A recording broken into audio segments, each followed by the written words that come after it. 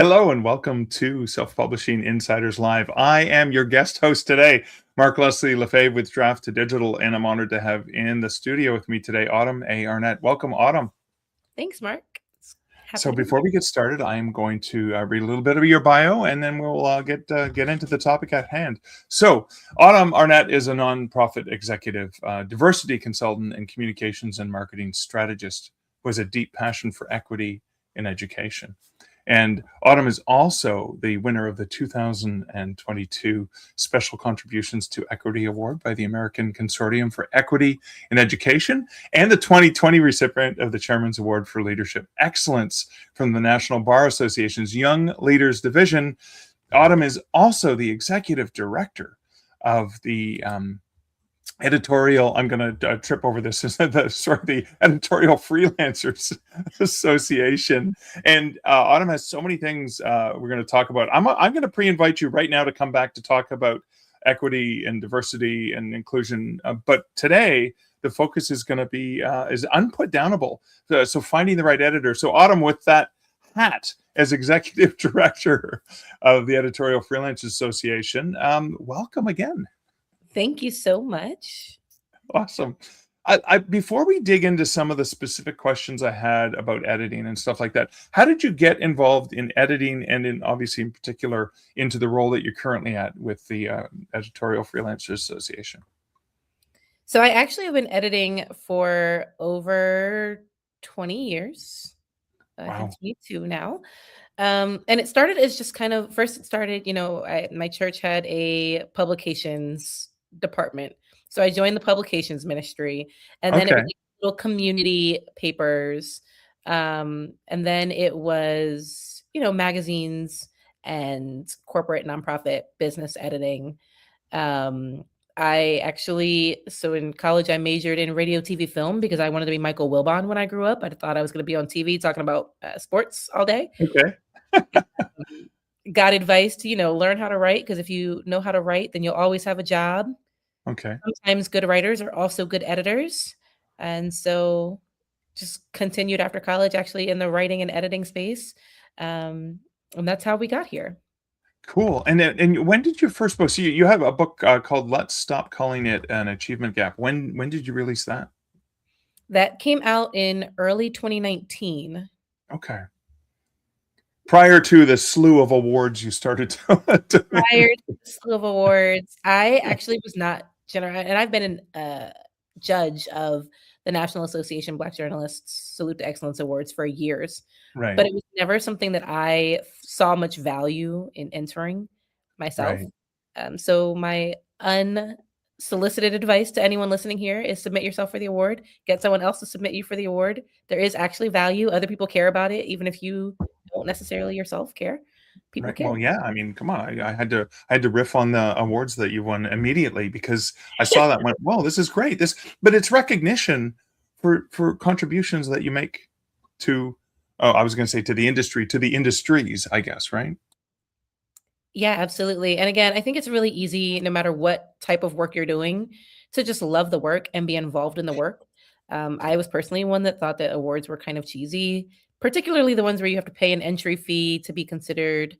Right. Which again, I judge several awards categories that you have to pay an entry fee. They are from legitimate organizations. It just wasn't it just wasn't something I wanted to be involved in, but it matters and it helps with credibility. And obviously it is a big honor when you do win. So. Oh, wow. Yeah. Awesome. And I'm so glad that you're here today to chat with us. So I have a list of questions very specifically about finding the right editor, etc. And I know there's folks watching live. Feel free to, if you have any questions for Autumn specifically about editing, etc. I mean, you can even ask about sports and stuff. I've seen some comments as well, right? Some folks who are like the diversity of the background here as well. Feel free to leave those. But the first thing I want to dig into, just to let's lay the groundwork here, is let's start by walking through the different kinds of editing, right? Because it's not just, hey, I need an editor. You need an editor for specific tasks. So can we lay that foundation first? Let's do it. And I wish I had thought to bring, I had a game that we played at Author Nation That was kind of one of those BuzzFeed style quizzes that was like, if you're here in your journey, then consider this type of editor. But Right. there are so many types. I'm not going to be able to name them all, but there's a beta reader who is not an editor, but an editorial Right. professional who is just somebody that like reads your book cold. So this might be like where you hand your manuscript to your friends and say, give me your feedback, Right. right? There are people who are paid to do that, who are paid to give like good constructive feedback. Because if I hand anything to my friends, or especially my parents, they're going to say, this is amazing. It's the best thing I've ever seen, right? They have no Yeah. constructive feedback. This is not their field. So you might want to consider a beta reader if you just want some general feedback. A sensitivity reader would come in if you are dealing with nuances around race or equity or gender or religious content, or even like sometimes historical content, right? You want Yeah. somebody to read and make sure that you're passing the general don't be an a-hole test. Yes. That would be your sensitivity reader. You have a developmental editor who is not going to correct your grammar. They're not going to like work on every comma splice with you, but they are going to help you identify story holes. They might help you identify where your voice isn't as strong as it could be, or where a character's voice could be developed more. So this is really somebody that like helps you to polish your writing and polish your story. If you're on your 10th book, you probably don't need to consult a developmental editor unless you're having some serious writer's block. I'm going to turn off the chat because some of these comments are really funny and I'm getting a little distracted. It's a Ghost Crayons comment, right? Yeah. It was the what if I want to be an a-hole? Well, then you want to be an a-hole. But at least know that up front, right? At least know, oh, Ghost Crayon is the That's person. cute. Yeah. At least know that up front that that's your goal and that's what you're doing. But so a developmental editor will help you really refine the story, help you refine your voice, and help almost coach you through that particular story. Right. A line editor is going to go through line by line and say, this could be better. This is where you might want to consider different syntax. This is where, right? Like they're going to really help you with like the nitty gritty structure of the writing. Right. A copy editor is going to be the person who's going to make sure that you don't have bad grammar, unless it's on purpose, for dialect or whatever, and bad punctuation, making sure that you're on style, which is really important if you're working with a traditional publisher, which I know a lot of folks here are not, but if you're working with a specific style that you want to stay in, if, for instance, you're self-publishing a book for academics are still going to want to see a certain style that's different than a book style, right? Right. So, okay.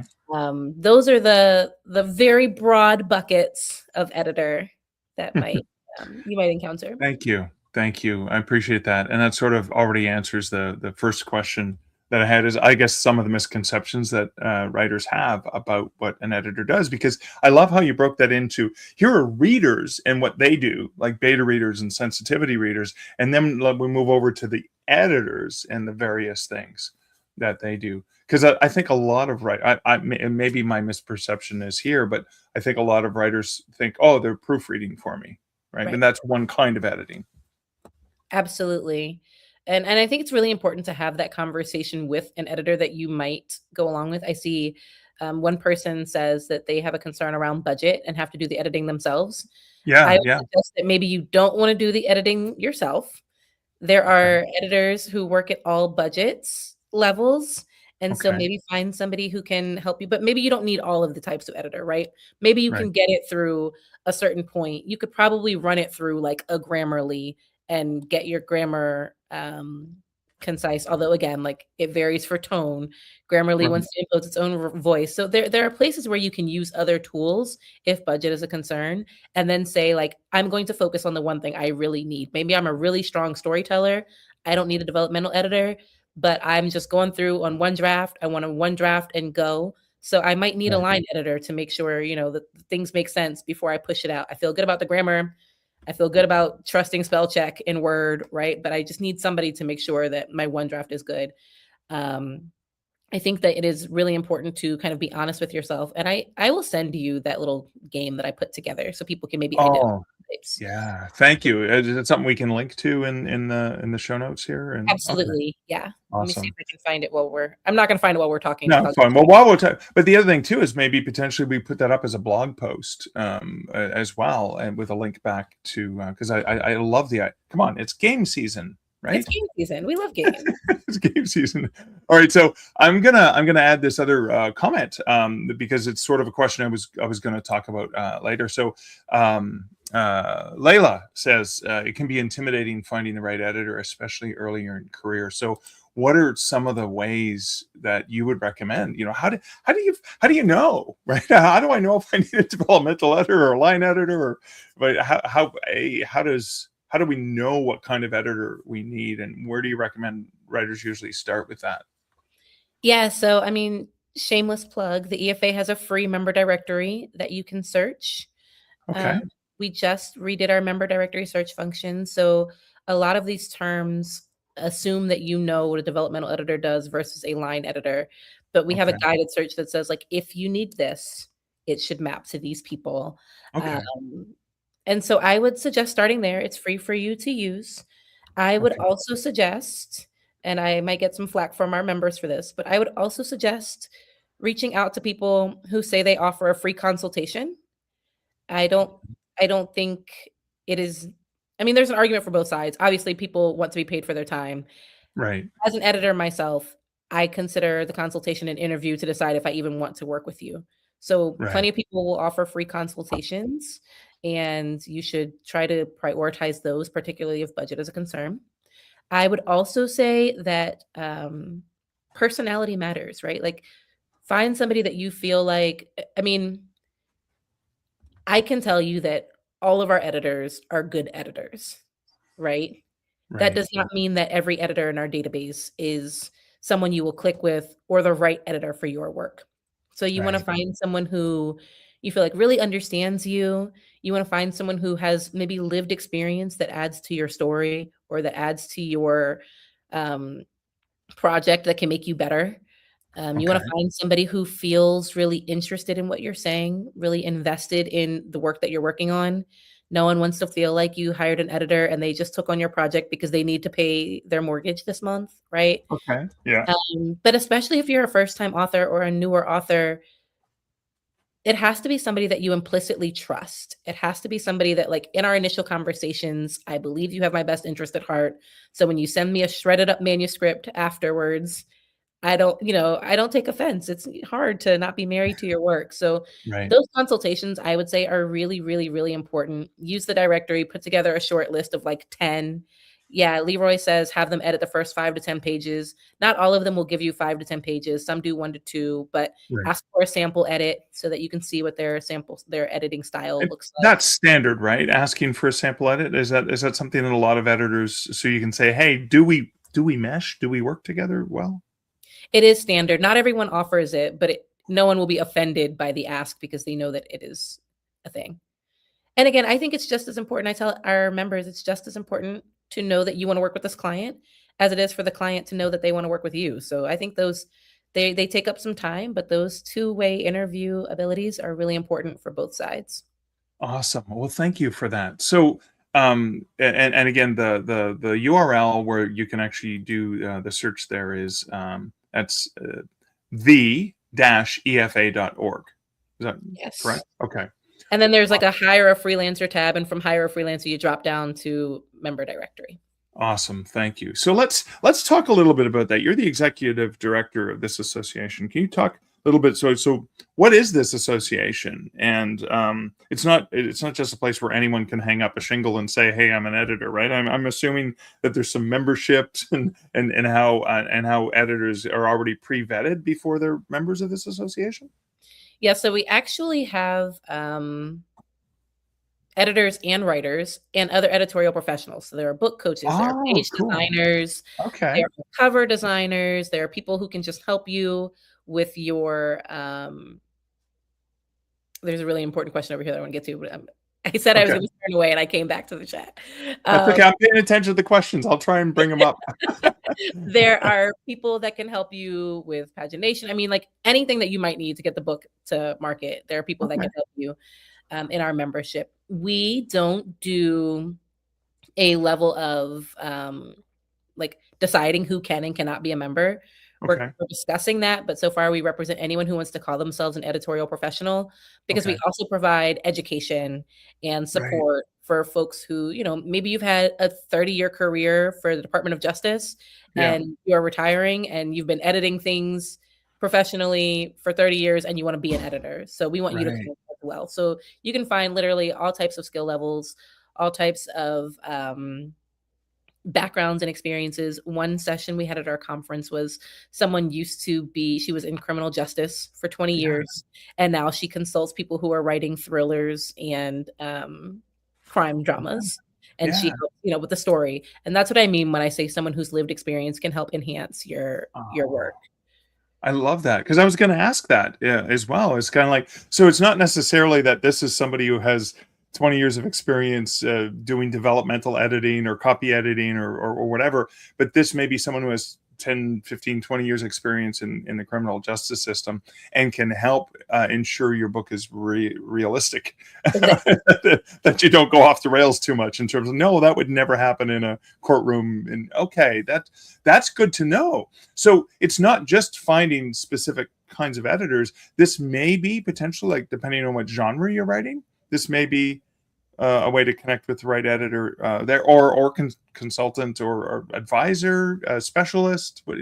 Editorial professional. There you go, editorial professional. Well, so that kind of leads to sort of a question related to, and I know there's some great ones, and don't worry, we'll pop those up. But I get to ask my questions first, because one of the benefits of being the host here is is the right editor for different genres. I mean, I write in different, like I do nonfiction books for writers. I do nonfiction ghost stories, and then I also have horror and urban fantasy and humor. And so and I don't use the same editor, but maybe that's a leading question. Is that okay that I use different editors for different genres? Yeah, and you probably should, right? Like, I am an academic editor. I can edit a lot of nonfiction genres because I'm on the academic side, but you Yeah. should not come to me for your realistic fantasy fiction novel debut. Okay. Because different editors, again, have different specialties and different lived experiences. Now, I might be able to refer you to someone. So if you have Yeah. an editor that you like and trust, you might say, hey, I'm going to branch out and do this. Do you have someone that you think could work on it? And maybe they'll tell you they do. And you Right. can decide then if you want to do that. But most editors are pretty clear about, this is what my lane is. I don't want to touch something that's not my lane. That's fair. That's good. And that's really good, actually. That integrity is important. So Layla asked this question: does the EFA also connect authors with sensitivity readers and beta readers, or is the focus just on editing? I think I know the answer to this, but let's dig into it. We do. You can, same way, you can go through the directory search and search for sensitivity readers, beta readers, cover designers, illustrators, whatever you Okay. need. They should be Awesome. there. Thank you. Now I'm going to go back to this question from Leroy. A comment, but I think it's a comment that can lead to a bit of a discussion. So new editors need help understanding how to work with an editor. Okay, what what help do new writers need in understanding how to work with an editor? What would you advise in that regard? Yeah, I think really important is understanding communication style. I am a very direct, to the point editor. If Okay. you like more fluff and hand holding, you should not hire me. If you want someone who is going to be like softer, I mean, no joke. I used to be president of my kids' school PTA. And at one point, the PTA moms got together and they said, we don't appreciate that you start your emails with the directives instead of asking us about our day first. And I was like, you all have husbands to tell your days about. I am not going to start my email with, I hope you've had a fantastic day. But if you need that, some people consider that rude, then that you want to make sure that this is someone whose communication style is not going to Right. irritate you or cause you anxiety every time you see their name in your inbox. That's really, really important. It's also important to know what their feedback style is. So, do they read the whole manuscript and give it back to you marked up like your English teacher in high school might have? Right. Do they send you back a chapter at a time? Do they leave comments in the thing for you to reply to rather than direct edits in the manuscript? That's important. Like for me, I want comments, but also just make the change, right? If I'm writing something, I don't want to go back and forth. I mean, I just submitted an essay to a book as a favor to someone. They had 5 rounds of things that they wanted me to revise. It was like, can you fix this? No, you know exactly what you think I should fix. Just do it for me, please. And so if that's your feedback style, if you want someone like it's important to know what you want from your editor and what you want from the relationship. And it's Right. important to disclose that up front in your discovery calls, because not everyone, again, some people are going to be more touchy. That's a waste of my time. I don't want a touchy person. Some Yeah. people are going to send me back like, you should add a period here. No, please just add the period for me, right? Like, so knowing that is important. Also knowing, I can't stress enough how important lived experience is. If you are writing something that could be a little controversial, if you are writing something that is based on your very specific knowledge of a population or a group, it would be very helpful to have someone who has similar knowledge of that population or group, a similar thought process as you on this controversial issue, or at least is very open to trying to understand, like in conversations before they even start reading your manuscript, where you're coming from on the issue. I cannot stress enough how important it is to make sure that like your editor does not have to be your friend, but you do have to trust your editor, and your editor cannot read your manuscript and think that you're a terrible, awful person. I had a meeting earlier today where someone was saying that people will be online complaining about their client's bad grammar when you are the editor who was hired to fix the grammar, right? So you want to make sure Right. that it's someone that like you really trust and really feels will have your best interest at heart. Because it really is a long-term relationship. I mean, it can be a long-term relationship if you're an author of more than one book, for example, right? Yeah. And even for one book, right? Especially if it's your first book, you'll probably spend more time together. But it's so daunting to put your first book out there. I mean, the editor on my book was a guy that it was a series, an academic series. He literally reached out to me one day and said, write a book in my series. And I said, okay, sure. So it wasn't that I was shopping it or interested. I don't feel like he read the book at all before passing it along, because he was like, you're an editor, you probably can edit better than I can. And I was like, but I've never written a book. I need some kind of feedback, even that says, the final book is something like 140 pages. And when I got it Yeah. back, I was like, this is very thin. I would have appreciated you as a seasoned editor of this type to tell me that I should add more content to places, right? Right. But you just don't know what you don't know. I was an editor, I was a writer when it came out, and I just had never written a book. So having a good relationship with this person personally allowed me to say, okay, I'll write it. But it wasn't a good editor writer relationship because he Right. didn't give me the feedback that would have made the final product better. Yeah, it's so interesting. I mean, I've edited anthologies as a what was it called? The editor who acquisitions editor. But Hmm. I'm not a line editor. I'm not a developmental editor. And whenever somebody says like, I know editors who are really good at developmental and line that they can help you. I can't. I read a story and go, I love it or I don't. Right. So my edits are very light. It's kind of like, yeah, it comes in exactly perfect, and that's the way it works. So I know when people ask me for help, I'm like, I'm not good at it. I'm not going to help you. Yep. I don't know. I don't know how to help people, but there are, Christine Catherine Rush and Rebecca Mesta, for example, are 2 editors I've worked with as a writer who they can see your story and they go, oh, just make this one little change here and do this. And oh my God, that's genius. I never saw it. Mhm. But editor, know thyself. I know I can't do that. Um, I'm going to pop up this comment from Lexi that says, finding the right editor to understand and complement your voice rather than trying to talk over it sounds like a very important part of the process. I'm assuming, yes? Yes? Very, very, very important. Um, Sometimes people have a tendency, when I get copy, I'm very, even like our marketing copy for the EFA, I'm very careful to say, is this change that I want to make because I would have said it differently or because it is wrong or could be better? Right. And a Right. lot of times, especially when people are just starting out, there's a tendency to, I would have worded this differently, which takes away from the voice, which by the way is also um, a challenge of uploading your whole manuscript to ChatGPT or equivalent and asking it to be your editor, because it will strip the voice. It will be like very technically correct. So you won't have to worry about the grammar or the sentence structure, but your voice will be missing. I mean, there's a way Right. to use, I'm not anti AI at all. I think that some tools can be useful for some parts of the process, but you cannot rely on machines to Right. do the whole thing for you.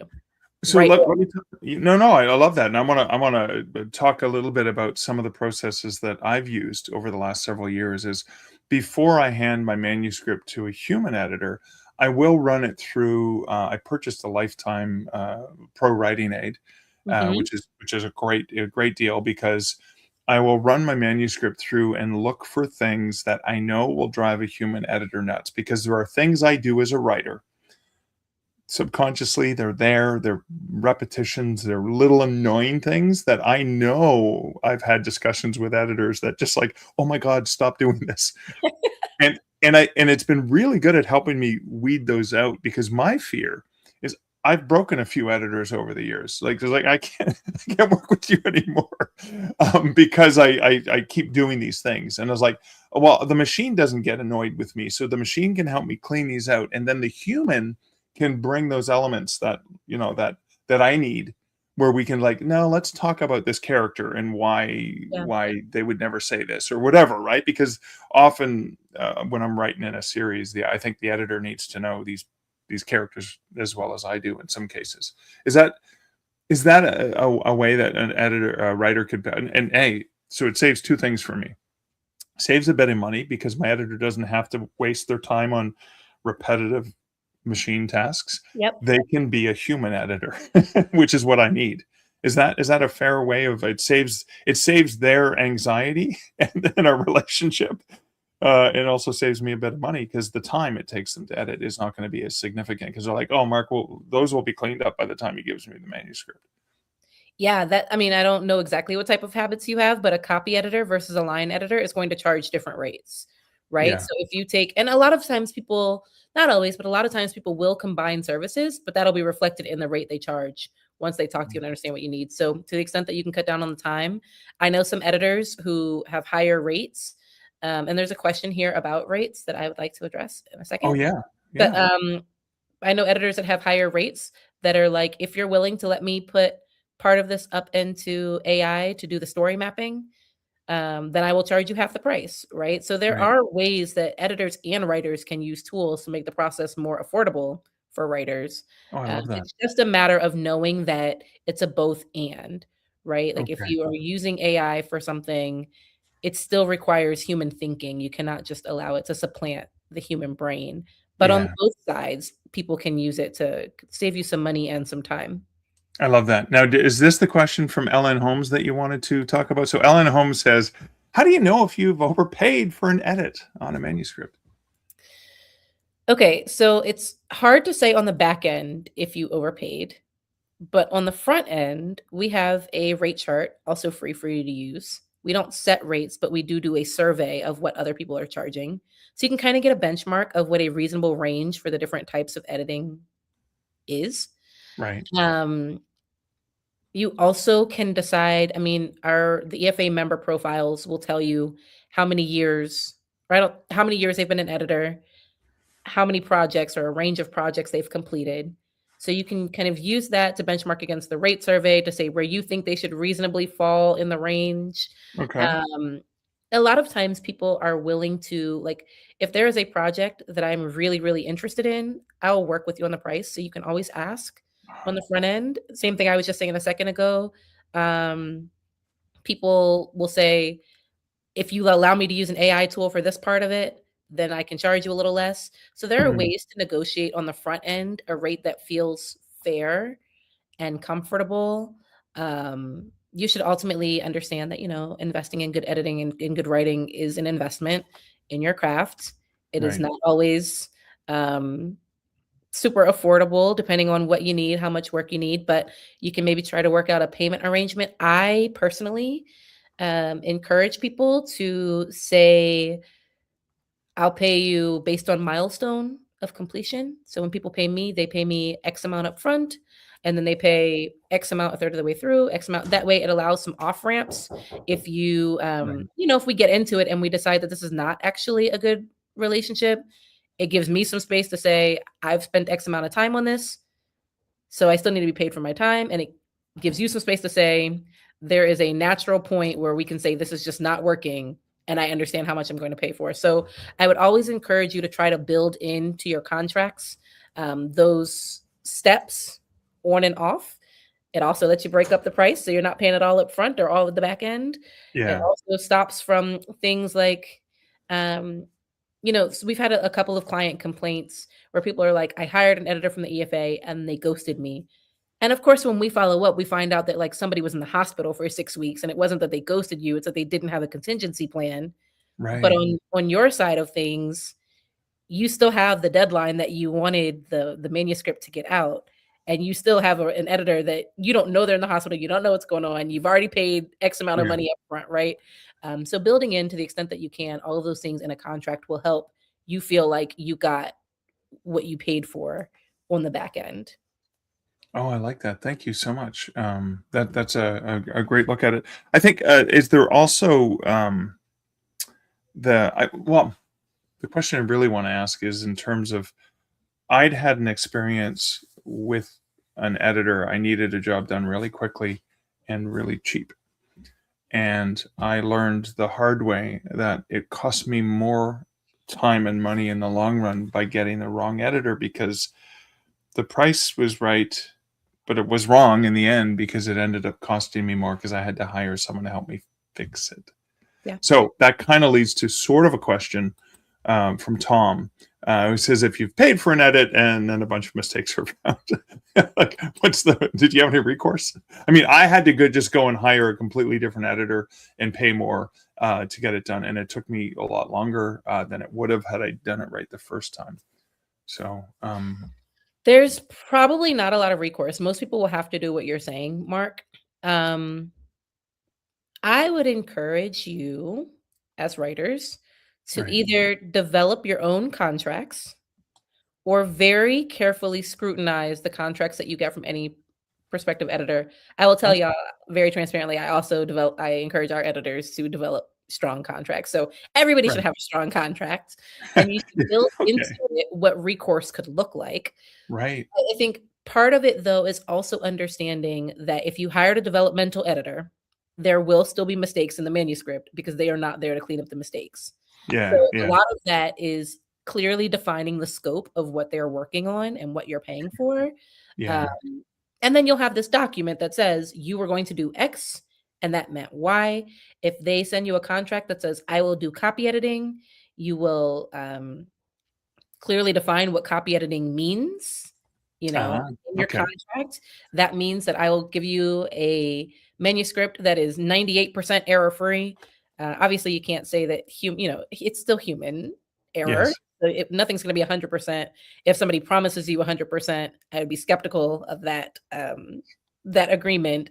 Yeah. But you could try to the extent you can, get it quantified in the contract of like what this looks like. If it is X% correct, then we're good to go. And beyond that, maybe we'll negotiate that on the final payment side, right? Right. But whatever that looks like for you and the editor, try to have it spelled out in your contract. Never, ever, ever, ever, ever go with the like, I like this person, they seem cool, or this was my friend, or Mark used this editor and they recommended me, so we don't need a contract. Like never, ever, ever. It does not matter how much you like them, how good of friends they are. It does not matter if they are doing it for $5 for a 50,000 word manuscript. Never, ever, ever do anything where you are exchanging money and don't have some sort of contractual agreement. And it can be basic. Genius. It can be like a quick one Yeah. pager. You can Yeah. use ChatGPT to help you with your contract, right? A lawyer doesn't have to write it for it to be upheld. You just have to make sure you have something. Yeah. There's some comments that have come in on that. Or Lexi says contracts are way more important than people give credit for when they Yeah. start off in the industry, and Layla says all good relationships are built on communication of expectations, which is what a contract is, right? So let's say I have a contract that I like to use with an editor, and then the editor sends me a contract. I believe this is how we do it, is we can say, okay, I really like these elements of your contract. Can we add these clauses from mine? Like, because a contract is a negotiation, right? It's not like a fixed thing that Yeah. shall never be changed. Yeah, read the contract, push back where you have some things that don't make sense. Make sure Okay. the timeline is clearly defined for when you will get things back in the Oh, contract.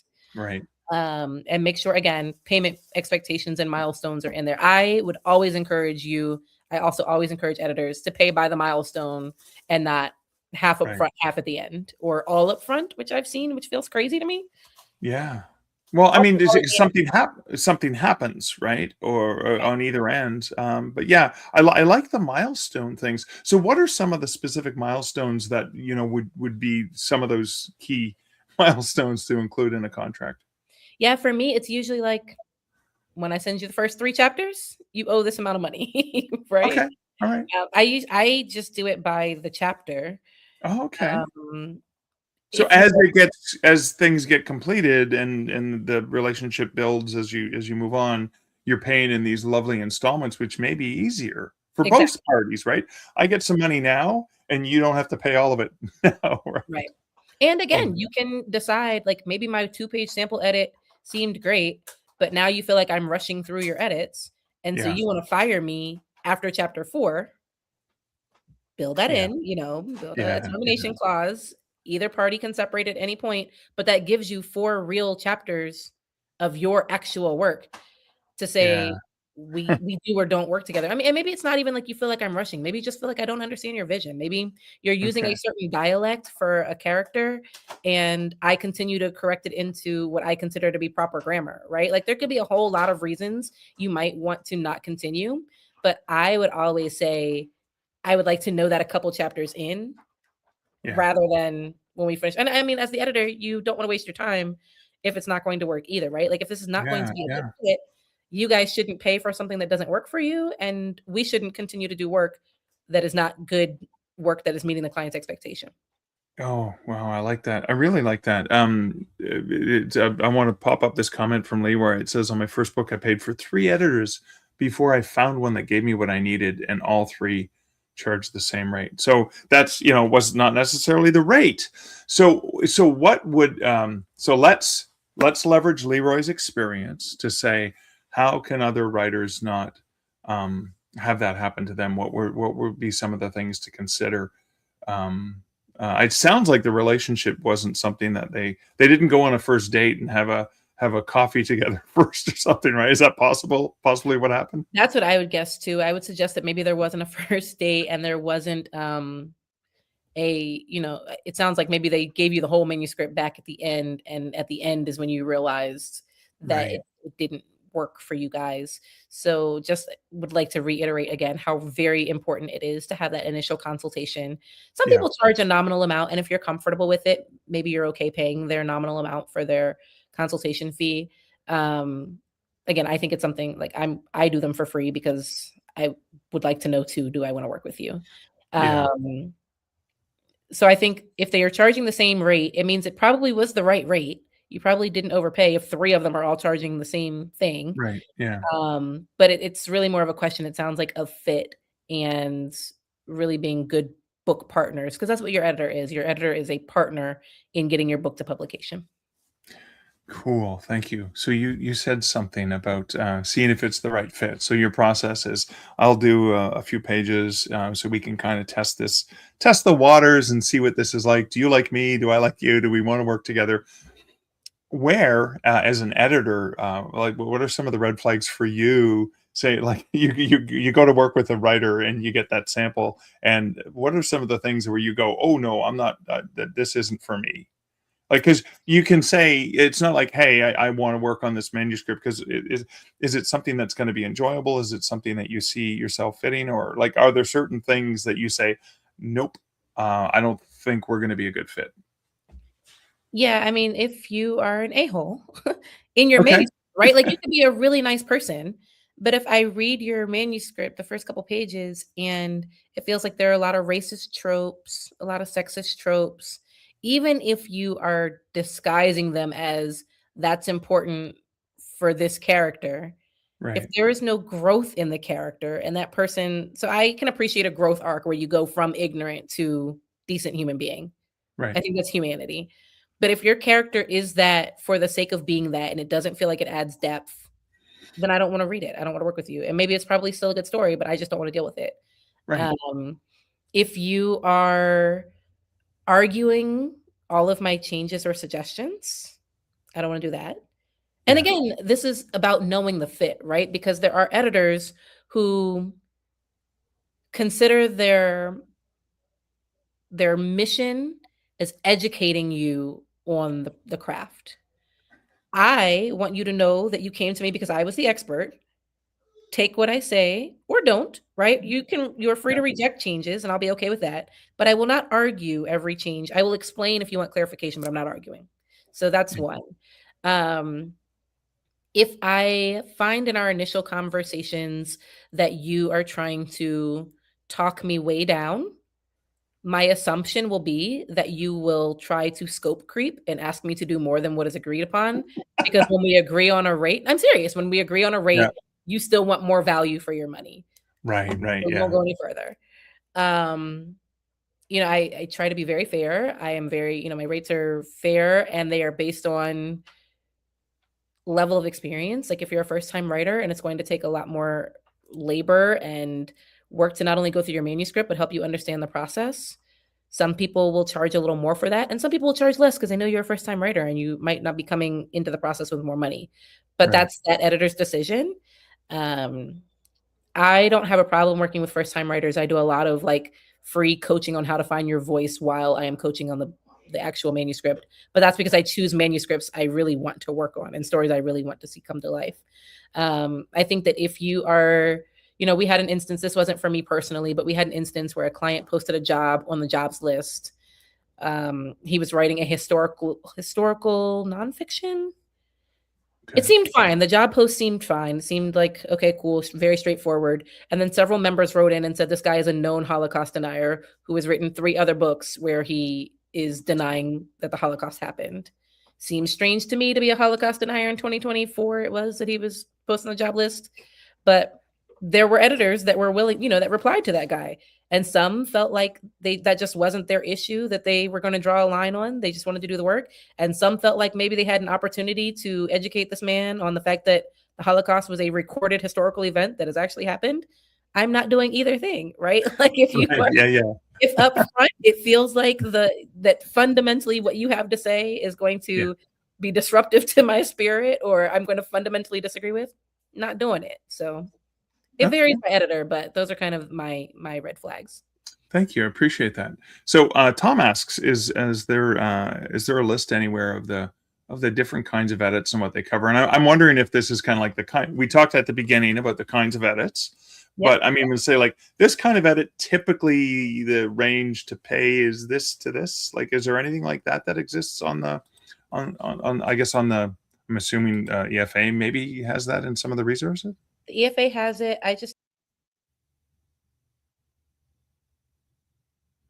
Oh, okay. Something happened. I think what may have happened is Autumn was grabbing some content potentially to share and might have stepped out of the studio accidentally. So in the meantime, I'll just wait for Autumn to come back in and there, yep. Oh, you're back. Sorry. I imagine you clicked something to load something and then the web browser. That's all good. All good. We're fine. I clicked out of the web browser to find it and didn't realize this was the browser tab. I'm so sorry, but it's all good. That happens. It happens. So I apologize for that, everyone. But you said there was a resource that you were going to share, I guess, right? Is that? I just posted it in the studio chat here. So cool. Someone can post it. So, we have an editorial services definitions page, which helps you understand like what the different types of editors are. And then you can use that to go up against the rate chart. Right. And I'm going to pop that up on the screen as well. Just give me 1 second here. I can put that link. There it is. And I'm going to add the banner and pop it up. There it is right there. But I believe I dropped it into the comments that should have posted as well. But hey, that's fantastic. So Autumn, we're getting right down to the end of it. I think we covered most of the questions that came in the comments. One more here from Tom, who's asking if AI will ever replace human editors. Oh, thank you. Yeah. There are certainly people who will try to use AI to replace human editors. Yeah. I don't think it will ever do it well. One of my big concerns, and again, I'm not anti-AI. There are people who are. I'm Yeah. not. I think it's a very useful tool. But there are people, there's a lot of research about how because people are using AI to generate content, the web is now being proliferated with error-ridden generated content that is Yeah. now feeding the AI machine, and it's going to weaken and weaken and weaken the model as it continues to be, Right. the AI content continues to be like the majority of what's on the internet, or grows to be the majority of what's on the internet. So it is not a good idea to have AI completely replace human editors, but to the extent that you can use AI to make it easier or to save yourself some money, I think that's Yeah. a very smart and prudent idea. Oh, awesome. Well, Autumn, thank you so much for hanging out with me. Some great conversation, some great learnings as well. I want to ask you to hang on, please, while I sort of wrap up, do the final stuff for this episode, so we can chat in the green room while we enjoy our green M&Ms, because maybe green and red M&Ms for the season. That's what it is as well. So thank you again for joining me here today. If you're watching this, I just want to let you know. Like, share, comment, subscribe. That way you can help other people find these great conversations with folks like Autumn. Be sure to bookmark d2dlive.com so you do not miss every Thursday. We try to bring in almost every Thursday. Sometimes it's one-off shows, but conversations with great industry insiders who can help you understand more. And if you have not ever self-published a book and you're looking for some free tools, you can sign up for a free account at draft2digital.com. Autumn, sorry. Thank you so much again for hanging out with me today. Thank you for having me. Looking forward to coming back. I'm looking forward to having you back as well. I'm going to make sure we book something for the new year to have you come back and talk about some other cool things that we can talk about. Now, I'm going to be back next week in a pre-recorded show. It's going to be taking place on Christmas Day on December 25th, and it's going to be a clip show of several of the conversations that have happened here every Thursday in 2025. Autumn, thanks again for hanging out with me today, and I will bid everyone adieu. Ebooks are great, but there's just something about having your words in print. Something you can hold in your hands, put on a shelf, sign for a reader. That's why we created D2D Print, a print-on-demand service that was built for you. We have free, beautiful templates to give your book a pro look, and we can even convert your ebook cover into a full wraparound cover for print. So many options for you and your books.